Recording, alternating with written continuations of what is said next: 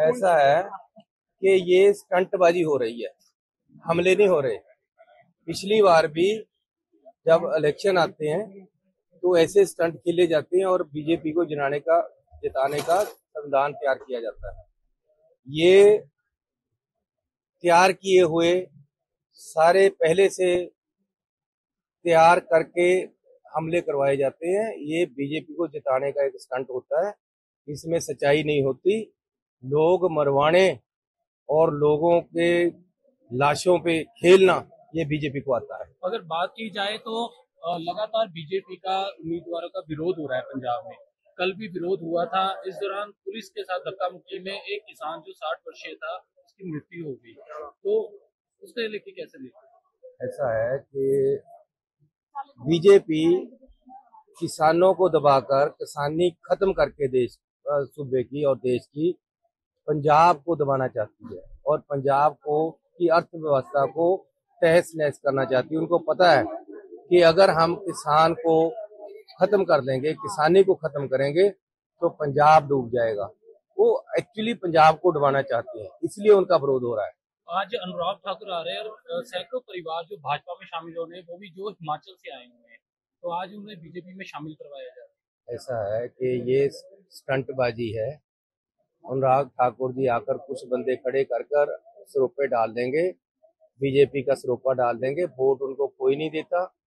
कुछ पैसे देकर भी ये आदमियों को खरीद रहे हैं, उनकी फोटो तुड़वा लेते हैं, वोट वो फिर भी नहीं डालेंगे। जितना मर्जी पैसा बांट लें, जितना मर्जी दबा लें, जो मर्जी डरा लें, लोगों ने अंदर जाकर वोट डाली है और वो कांग्रेस को डालेंगे। और दूसरी बात की जाए, कल जो करमजीत कौर चौधरी ने प्रेस कॉन्फ्रेंस की, उन्होंने कहा कि चरणजीत सिंह चन्नी ने मेरे बेटे को दुर्योधन बोला, जबकि हमारा पूरा परिवार जो कांग्रेस ही रहा था। मेरे पति ने भी शहादत दी, इसलिए फिर भी उनको जो नकार दिया पड़ा। ऐसा है, उनको टाइम मिला था, पिछली बार टिकट मिली थी, अगर सक्षम होते तो जीत जाते। लोगों ने जिताना, मैंने नहीं। एक आखिरी सवाल सर, आपने रिंकू को लेकर कहा कि रिंकू एंड पार्टी जो है यहाँ पे शहर में जो दड़े सट्टे या लॉटरी का कारोबार कर, उन्होंने आज स्टेटमेंट दी है। उन्होंने कहा है कि आपने तो जो महिला अफसर थी उसके साथ छेड़छाड़ की थी, उसके बाद आपने रिटर्न माफी मांगी। अगर कहते चन्नी जी बोलेंगे तो मीडिया में वो पत्र भी जारी कर देंगे माफीनामा। उनको बोलो तुम्हारे पास कोई भी पत्र है तो अभी जारी करें, झूठ मत बोले और ऐसे ही बातें मत बनाए। मैं खाली दड़ा सट्टा की बात ही नहीं कर रहा, मैं लॉटरी की बात नहीं कर रहा, मैं जो नशा यहाँ चल रहा है उसकी भी बात कर रहा हूँ।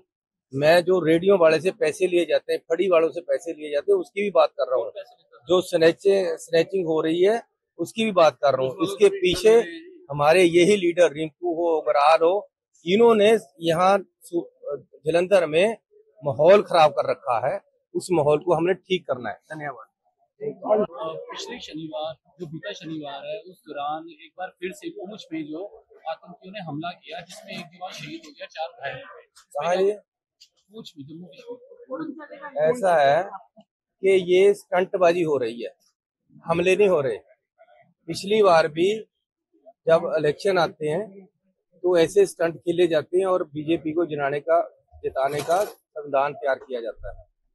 ये तैयार किए हुए सारे पहले से तैयार करके हमले करवाए जाते हैं। ये बीजेपी को जिताने का एक स्टंट होता है। इसमें सच्चाई नहीं होती। लोग मरवाने और लोगों के लाशों पे खेलना ये बीजेपी को आता है। अगर बात की जाए तो लगातार बीजेपी का उम्मीदवारों का विरोध हो रहा है पंजाब में। कल भी विरोध हुआ था। इस दौरान पुलिस के साथ धक्का मुक्की में एक किसान जो 60 वर्षीय था उसकी मृत्यु हो गई। तो उसको लेके कैसे देखते? ऐसा है कि बीजेपी किसानों को दबाकर किसानी खत्म करके सूबे की और देश की पंजाब को दबाना चाहती है और पंजाब को की अर्थव्यवस्था को तहस नहस करना चाहती है। उनको पता है कि अगर हम किसान को खत्म कर देंगे, किसानी को खत्म करेंगे तो पंजाब डूब जाएगा। वो एक्चुअली पंजाब को डुबाना चाहते हैं, इसलिए उनका विरोध हो रहा है। आज अनुराग ठाकुर आ रहे हैं और सैकड़ों परिवार जो भाजपा में शामिल हो रहे हैं वो भी जो हिमाचल से आए हुए हैं, तो आज उन्हें बीजेपी में शामिल करवाया जा रहा है। ऐसा है कि ये स्टंटबाजी है। अनुराग ठाकुर जी आकर कुछ बंदे खड़े कर कर सरोपे डाल देंगे, बीजेपी का सरोपा डाल देंगे। वोट उनको कोई नहीं देता। कुछ पैसे देकर भी ये आदमियों को खरीद रहे हैं, उनकी फोटो तुड़वा लेते हैं, वोट वो फिर भी नहीं डालेंगे। जितना मर्जी पैसा बांट लें, जितना मर्जी दबा लें, जो मर्जी डरा लें, लोगों ने अंदर जाकर वोट डाली है और वो कांग्रेस को डालेंगे। और दूसरी बात की जाए, कल जो करमजीत कौर चौधरी ने प्रेस कॉन्फ्रेंस की, उन्होंने कहा कि चरणजीत सिंह चन्नी ने मेरे बेटे को दुर्योधन बोला, जबकि हमारा पूरा परिवार जो कांग्रेस ही रहा था, मेरे पति ने भी शहादत दी, इसलिए फिर भी उनको जो नकार दिया पड़ा। ऐसा है, उनको टाइम मिला था, पिछली बार टिकट मिली थी, अगर सक्षम होते तो जीत जाते। लोगों ने जिताना, मैंने नहीं। एक आखिरी सवाल सर, आपने रिंकू को लेकर कहा कि रिंकू एंड पार्टी जो है यहाँ पे शहर में जो दड़े सट्टे या लॉटरी का कारोबार करते हैं, उन्होंने आज स्टेटमेंट दी है। उन्होंने कहा है कि आपने तो जो महिला अफसर थी उसके साथ छेड़छाड़ की थी, उसके बाद आपने रिटर्न माफी मांगी। अगर कहते चन्नी जी बोलेंगे तो मीडिया में वो पत्र भी जारी कर देंगे माफीनामा। उनको बोलो तुम्हारे पास कोई भी पत्र है तो अभी जारी करें, झूठ मत बोले और ऐसे ही बातें मत बनाएं। मैं खाली धड़ा सट्टा की बात ही नहीं कर रहा, मैं लॉटरी की बात नहीं कर रहा, मैं जो नशा यहाँ चल रहा है उसकी भी बात कर रहा हूँ। मैं जो रेडियो वाले से पैसे लिए जाते हैं, फड़ी वालों से पैसे लिए जाते हैं, उसकी भी बात कर रहा हूँ। जो स्नैचिंग हो रही है उसकी भी बात कर रहा हूँ। इसके पीछे हमारे यही लीडर रिंकू हो, बरार हो, इन्होंने यहाँ जलंधर में माहौल खराब कर रखा है। उस माहौल को हमने ठीक करना है।